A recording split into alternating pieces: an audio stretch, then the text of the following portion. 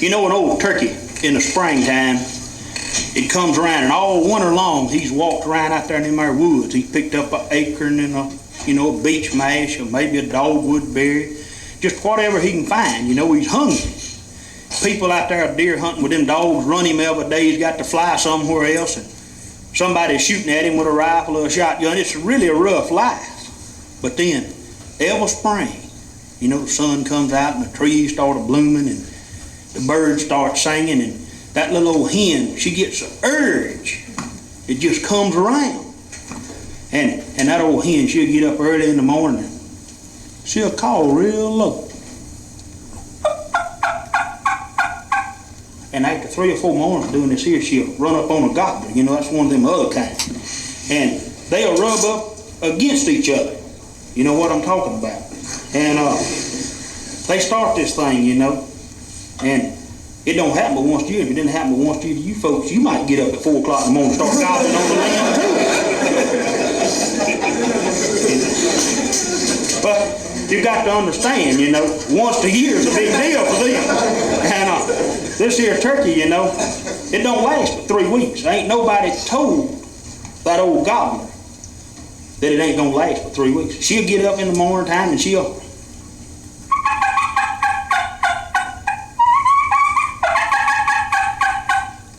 tell the world how sweet it is, and he'll sit up there in that tree waiting for it to get daylight where they can see each other, you know.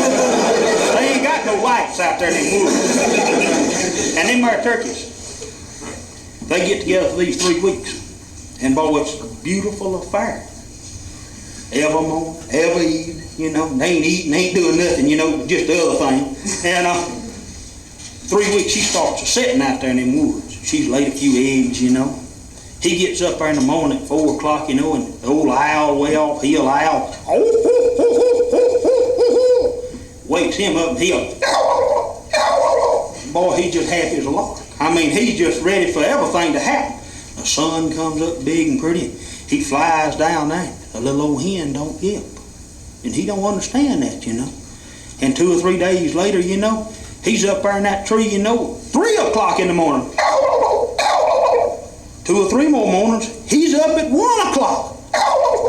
He done run up and down the limb so much he's slick. He's in trouble. He'll fly down there and he'll walk out in the field and there'll be a crow there and he'll attack the crow. Ain't nobody told him the difference. Man, he walks up and down them roads there and everything. And do you realize you go out there in them woods with one of these here turkey callers, how dangerous it could be? Just imagine going out there and saying, and he'll say, oh my God, she's back. He ain't looking or nothing. He just running up that hill gonna jump on you. You know what happened? He jumped on your head. Woo.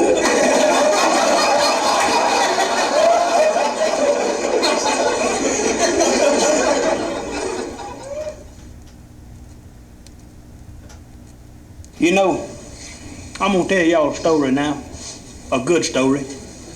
One I really like. I like to tell stories about Yankees. A Yankee's a person that's a Yankee and can't help it. He can't change either. And one time down there in Coffeeville, we had one move in there about 75 years old, and his name was Cole. Mr. Cole, I had one of them little fancy walking sticks with the gold handle on it, and little mustache and gray hair, but just as spry as a spring chicken. Been there about 6 months and married a little old girl there in town about 25 years old. About a year they had a young'un, you know. Every barbershop, everybody's talking about that, you know. Trying to figure out what's done happened over there, you know. Well, he decided he's going to go in the farming business. And he went and bought 3,000 acres. And these Yankees up there, you know, they don't study things very much. He went down to the hardware store and said, I want enough chain link fence to chain link in a 3,000 acre pasture. That hardware store ain't doing $75 a month. And he just put in the biggest order he ever heard of. He said, you don't want chain link fence. He said, you just want some wire to keep them cows in. Bob wire will do it. Oh no, said man, said, I'm going into cow business right. He said, I got to have a strong pen and a big pen. He said, man, I'm going to raise some cows over there. He said, All right, I'll get it for you. And he got some bulldozers in there, and he started shoving trees down and clearing land up. And every time he'd get 100 acres cleared, he'd go out to the stockyard, out there at that Grove Hill, Alabama, and go to Poplarville, Mississippi over there, and sometime to Meridian. He bought every heifer that come through there. Didn't buy no bulls, just heifers. And every one of them farmers around there talking about, said, that fella's crazy. He can't raise no cows without any bulls. He got up about 2,000 head around there after about a year and a half. Just cows on it, and had another young one during this time. Besides talking about the chain link fence, the young ones in the hut, and the heifers, everybody was wondering what's happening over there, you know. And he didn't get out and bother anybody. So he went to the stockyard over there, and he bought an old bull 20 years old, sagging at the back, just skin and bones, or hairs coming off of him in spots, just wore a slap out. When they started to bid, he stuck his hand up and said, $2,000. Didn't nobody else say nothing. He owned that bull right then and there. Took him back over and put him in that pasture. 2 or 3 of the other farmers down at the barber shop, and old man Dunnigan says, I'm going down and I'm going to talk to Mr. Cole. Said, it's a shame to see a man throw his money away like that. Said, he ain't doing no good at all. Said, he's wasting all of his money. So he went down and he walked in, he shook hands with Mr. Cole and said, Mr. Cole, said, I come down and talk some business with you. I own a farm up the road there a little ways. He said, your farming practice down for raising cows just don't go along with the way we raise cows. Now maybe you Yankees do a little different than we do, but this just ain't right. He said, well, come out here and let me show you something, Mr. Dunnigan. They walked out there, that great big old pasture, right there at the barn. He looked out across there, and that bull standing out there just pawing the ground. And just foaming at the mouth. Just as slick and as pretty, man, and he ain't had it in 2 weeks. He said, is that the same bull you bought? I said, sure is. Said, man, said, I'm telling you what, said, he's the best one I ever had. Said, he done took care of 21 cows in 12 days. He said, oh yeah. Said, man, said, he's something else. Said, I done checked his registration paper. Said, he was first class blood. That's the reason I bought him. He said, you know, us folks wouldn't even bought him for hamburger meat down here.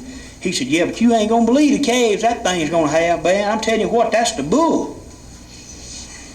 Old man Dunnigan scratched his head there a little bit, and he watched that bull out there, and he couldn't understand that. Old Mr. Cole reached up there on the shelf, and he took down a little old bottle there, and he dumped out a little old pill in his hand. He said, you see that right there? He said, us Yankees done some research on things. He said, that little pill right there, said, 1 a day. That's all it takes. He said, look what it done for him. 12 days. He said, you just look at him, picture of health, looks like he ain't 2 years old. Old man Dunnigan ain't said it, he's just looking at that pill. He said, that done that for that bull? He said, sure did. He said, I wonder what it tastes like. Old man Cole said, peppermint.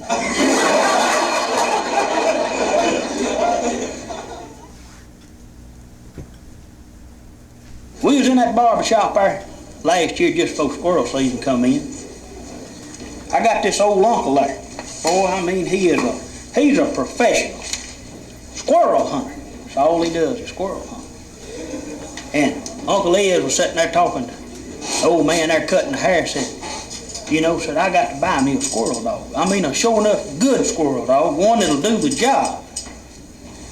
Well, old man Scruggs said, no, said, I'll tell you what I'll do is I'll sell you one, probably the best squirrel dog in the world. You mean to say you got one? Oh, yes. Said, I asked $200 after last hunting season for it, but didn't nobody buy it. I got to have $300 for it now. I done fed it this much longer. Is he real? Oh, he good. So you get the limit in 10 minutes. Just as soon as you get out there in the woods, man, he gonna be a treat. Oh, yeah, so I tell you what I'll do, Mr. Scruggs, I'll get up and come over in the morning, this opening day, and go with you and we'll try it out. He said, all right. Next morning, old Uncle Ed's got up there, you know, right there at daylight, got his coffee and went over there. And old man Scruggs is sitting there drinking his coffee. His wife, that Miss Martha, she's whipping them biscuits up, you know. And they eat breakfast there, you know, and he looks over at Miss Martha and says, go in there and get that little wheelbarrow out of that hall closet. Got him a little wheelbarrow. Uncle Ed, you know, what in the world a man want with a wheelbarrow going squirrel hunting? Brought that wheelbarrow out there and set it down, had a bicycle tire on the front, one of them there lightweight jobs. Miss Martha went back there and she come with this blanket, rolled up in there with the prettiest little dog you ever seen, but been in a terrible accident, had all 4 legs cut off. Laid it down in that wheelbarrow. Old man Scruggs said, that's the squirrel dog. Uncle Ed said, you want $300 for a dog with no legs? He said, yeah, but you got to understand, this is the best squirrel dog in this whole country. In all of Clark County, Alabama, there ain't another dog that'll touch this dog. He said, it ain't so bad. You put your shells and your gun in the little wheelbarrow and just shove it along through the woods, and she just trees them and you get them. Man, it's good. He said, well, we'll go squirrel hunting, but that's a high price. So they leave the house and go in 20 minutes and back, and they got 10 squirrels apiece. Old Les, man, he can't believe that. A dog with no legs and the best squirrel dog he ever seen in his whole life. He said, once that wife of mine extra, she ain't going to understand this. Me paying $300 for a legless dog. Just imagine having to get up at night and take that thing outside and hold it up. That's terrible. He said, I'll tell you what, so let me take it home with me. He said, and I'll let her look at it, and maybe she'll get attached to it, and I'll bring it back tomorrow evening late, and we'll decide what we're going to do. So sure enough, Uncle Les, he took that there old squirrel dog home that night. And extra said, there ain't no way you're going to pay $300 for that dog. No, and boy, she went into a rage. So the next morning, everything settled down. One slept in one room, one slept in the other room, you know. Uncle Les says, I'm going out there, said I'm going to put it to the test. I ain't going to look at the limit. I got me 4 boxes of shells, and I'm going to got me a bottle of water here, and I'm going to stay all day long. So when I come back, I'll tell you just how good that squirrel dog is. So sure enough, they got out there that morning, and everything was going fine. About 4 o'clock that evening, old Uncle Les, he walks in that house. His pants is tore slap off of him. He's in his underwear. His face is cut up. He's got the wheelbarrow handle in one hand. No dog, no gun, no squirrels, nothing but the wheelbarrow handles. And he's standing there, you know, breathing pretty hard. And next says, Ez, what in the world happened? He said, you won't believe it, Hector. Said, I'd never seen squirrels like that in my life. Said, we had 50-something. Said, you know, I told you how great that dog was on them my squirrels? Said, if that dog ever jumps a rabbit, you can't stop him.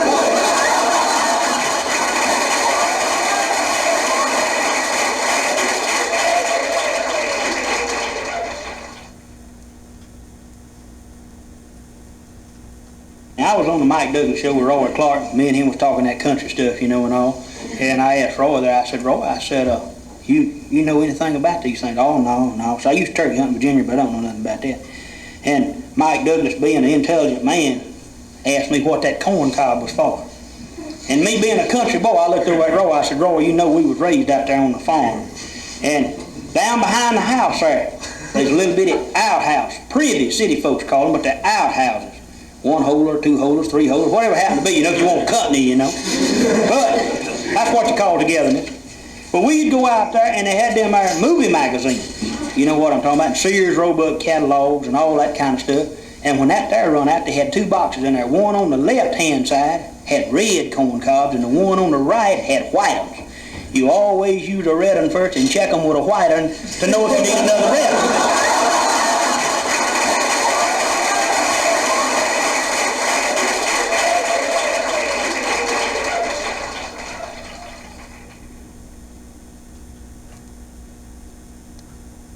I'm going to tell y'all a story. You know, it's a little short, so we don't have many black people that hunt.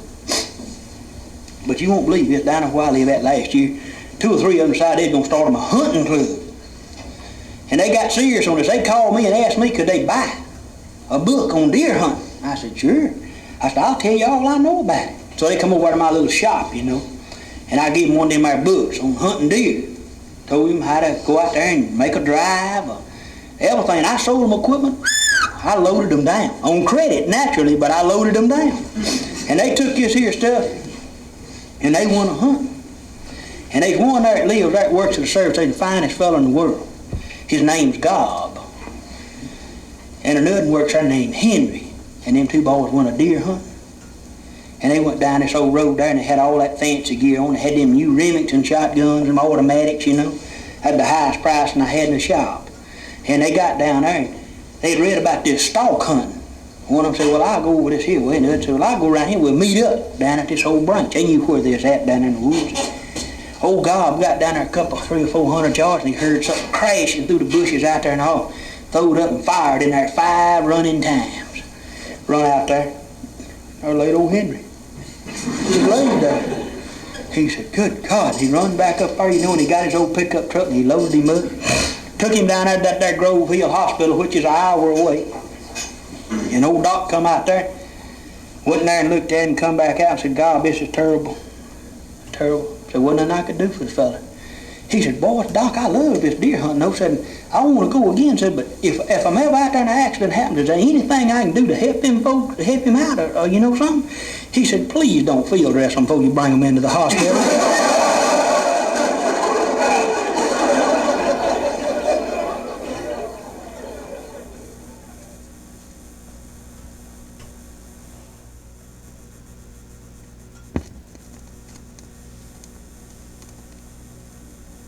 You know, I took up deer hunting. I'll tell you another story now. This deer hunting something else. I turkey hunted all my life, but I never been deer hunting before last year. And I wanted to try that bow hunting first.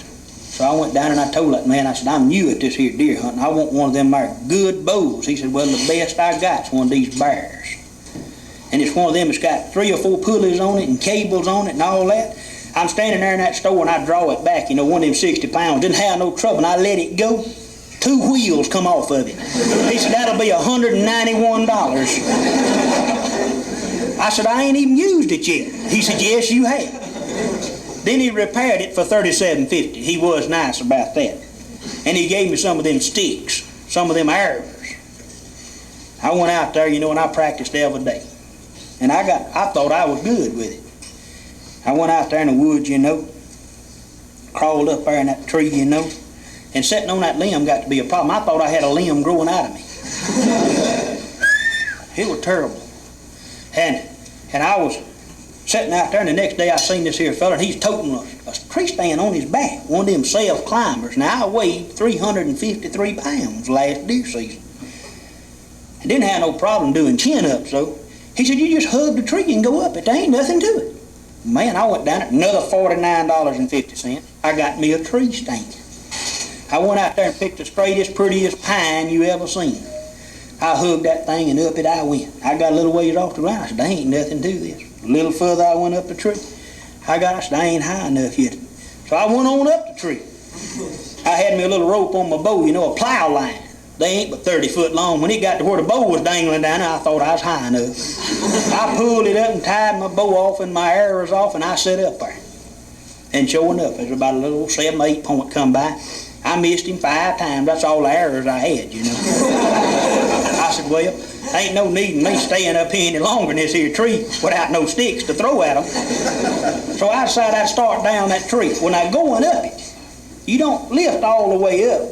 You just pull up a little ways. And I got started ratcheting down, and the first couple steps was good.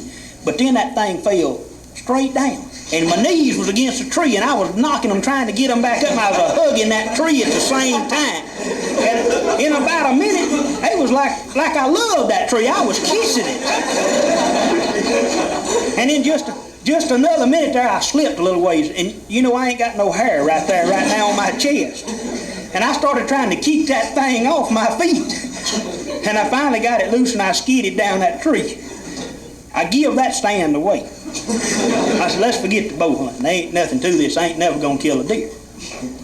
So I went on there, you know, and dog season come in. So I went down and bought me a new shotgun, some shells, bought me 2 deer dogs. I was in the deer hunting business. And I went over to this here fancy hunting club, you know, and boy, they must have had 25 dogs. They started throwing them all on one big old pickup truck. They told me and a bunch of others to get on there, and some of them boys was loading their guns and everything else. Every time I looked, it'd be a different one pointing towards me, you know. And we started down that bumpy road, and all them dogs in there, and somebody had fed 2 or 3 of them dogs extra good. Because as we was going down that road, he looked like he was just gradually expanding around the middle. And in a few minutes, he went. 2 fellas in the back of the truck was in terrible shape. One of the other dogs rolled around him, and then he got up and shook himself off. There's 20 standards that smell like dog on the back of that truck. They put us off on them stands and went down there and turned them dogs loose. The 2 fellas are driving, killed the 2 deer. Everybody on the back of the truck didn't get a shot. Well, that rocked on there, and I didn't never get a shot at one. I done spent a whole lot of money there, you know, and everything. And Wasn't doing any good at all. And season was going out that day. And I just pictured that big 8 or 10 point up there on the wall all the time. I'm riding down that road going to work, and that little Volkswagen of mine just wooed. All of a sudden, out jumps in the road the biggest buck I ever seen in my life. So I just swear, whoom! Boy, he flopped right down there in the road. Done got him. There he is. I whoop off in the ditch and jump out, Look back there, and there lays them big horns up in the middle of that road, and I said, oh, Lord, I'd just take him right on to the taxidermy shop. One of them there 18-wheelers went bloom, bloom.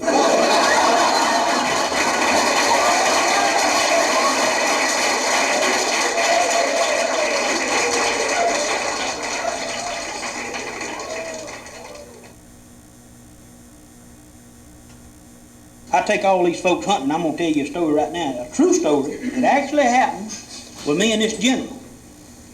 I worked down at that Brooklyn Air Force Base, the one that they closed up. I know why they closed it up, too. I was working down there, and this general heard about me calling and taking folks deer hunting and turkey hunting and so forth. He called me over to his office, and I never had been. I wore tennis shoes all the time then. He called me in his office, and the carpet about 4 inches thick, and he had a thing sitting behind a desk there that was fit, oh, Lord. She was just perfect, everything about it. There wasn't nothing wrong with her that I could see, and I watched a lot. He said, I want you to take me a turkey hunting. I've killed bear and moose and everything, and I want to go turkey hunting before I retire. I said, well, I'll be glad to take you this weekend. He said, I want to take a whole week off. He said, just what about taking some time off? I said, I ain't got no time off. He said, bring your card over here tomorrow, and she'll punch it for you. I said, what about the boss? He said, your boss, I signed his paycheck too. I said, oh. So I got on the program of not doing anything down there. I was the head guide at Brooklyn Air Force Base. I took them all hunting. I punched in and punched out to go hunting. I was the only fella down there that they couldn't find a classification for. And I told him, I said, well, you need a good shotgun. We need a 4-wheel drive vehicle. So he said, I'll take care of everything. And I didn't realize this man meant what is it? He went and bought a 3-hole gun. One of them's got shotgun on top of it and a big rifle under the bottom. Got a sling on it. Had a brand new Jeep sitting in front of his office. 2 cases of wild turkey whiskey in there. And he's ready to go turkey hunting. I punch out, We drive up there to Silas, Alabama. Little bitty place over there close to Waynesboro, Mississippi. Most of you folks don't know where Waynesboro is, but it's bigger than Silas. We got up there, We went out there in them woods that morning, And old turkey gobbled, and I started calling to him. And he had funny glasses on, didn't have no catchers on behind the ear, just sat on his nose. And he'd sit there a while, and mosquitoes light, and he'd get to wiggling his nose, and his glasses would fall off, and that gold chain would rattle that held him up there. Well, he run that and off, slapping mosquitoes. After 3 or 4 times there, I'd just get disgusted. My trigger finger, there's something about me when a turkey gets up there and he should be killed, I just want him killed. And it was time to kill him. And after 3 disheartening places, I said, I got to do something with this fella. Driving me crazy. I done demoted him to first lieutenant. He wasn't no general when it come to turkey hunting. So we went out there the next morning, bright and early out there.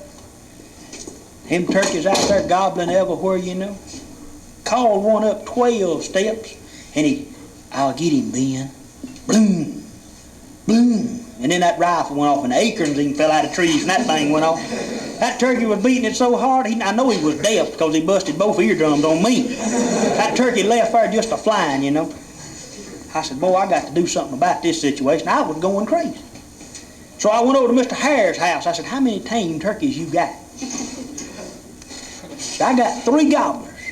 I said, I want all 3 of them. I said, he ain't going to miss on 3.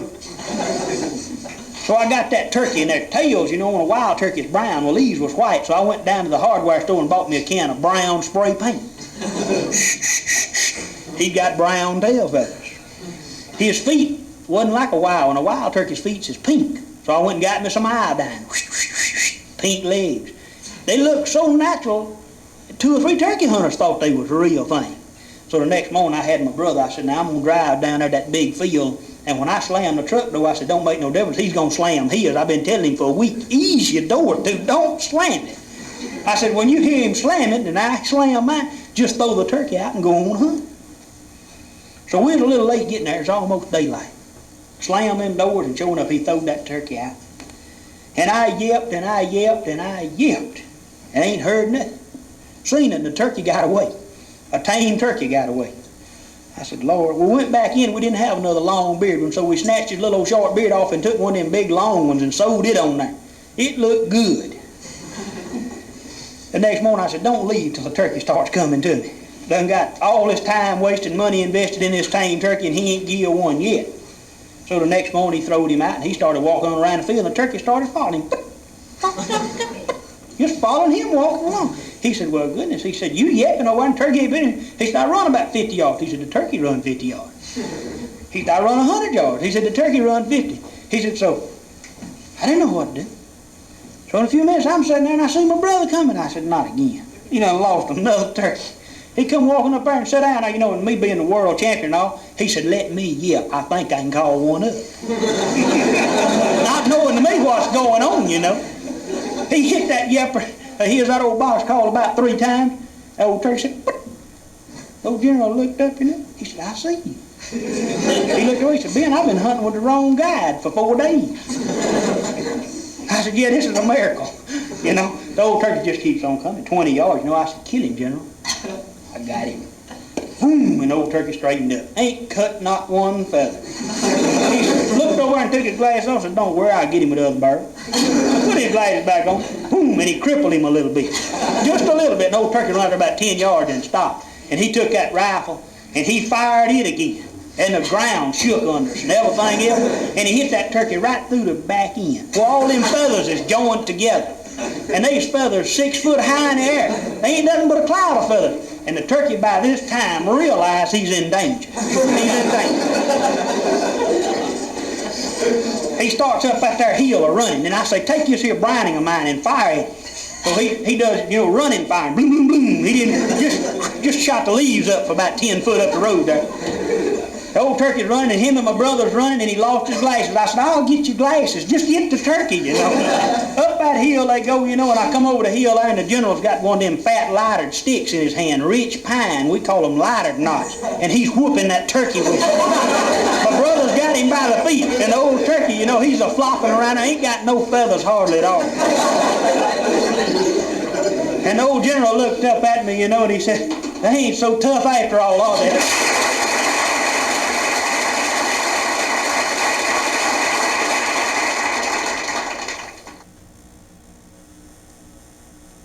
I just got back from up New York City. And you folks ain't never been up there. Y'all need to go one time. Because what I'm going to tell you ain't so. You won't believe it. You're going to call me a liar. I got up there on that there big plane, one of them big ones, you know, 4 or 5 rows of seats across the middle, you know. And I had to have 2 of them. The seat belt wouldn't go around me, so they got another extension. A pretty little woman strapping it around me, too. I couldn't get her to stay very long. But I got up there and I got out there and I got checked into that big Rockefeller Center hotel up there. Right by myself in New York City, a redneck from Coffeyville, Alabama. And I walk outside there and they just people going everywhere. Just everywhere. They 2 or 3 of them leaned against the building there, some of them sitting down. Just typical city folks, you know, nothing but concrete. The only trees you see just here and there. I decided I'd walk around a little bit and look at New York City, see what I could find out about it. So I got out there and I walked down there and I couldn't see very much, and I said, well, I'll get me a taxi driver. He can show me the city. So I got me one of them taxis, flagged him down. And they drive like nuts. They ain't got no speed limit up there, just fast as you can go. And I said, I want to go down to the bad section of town. It's getting about dark, you know, time to eat. He said, well, I said, the worst place in town is 8th Avenue and 42nd Street. I said, drop me off there. And he started riding down the road there, and then he pulled over right side the curb. He said, you don't want to go down there, son. I said, you're a big man, but you don't want to go down there. I said, yes, sir, I'd love to go down there and see that part of the town. He said, let me tell you something, son. It's cheaper to run the red lights down there than it is to stop.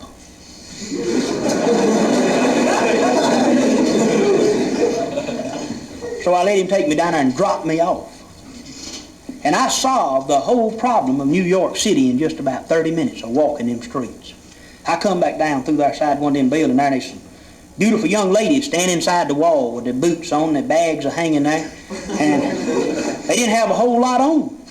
They looked cold to me. I said, ma'am, don't you ever get cold out here inside this here concrete building? She walked up and stuck her hand in my shirt and said, "Sugar," said, "I got something for cold weather." I said, "Ma'am, where I come from, women don't do that." She said, "It's a regular habit up here." So I walk on back towards that motel there, sort of bashful, and 52 of them approached me. I kept a good record of it. That's the biggest business in New York City, and it ain't taxed either. It's a free enterprise system.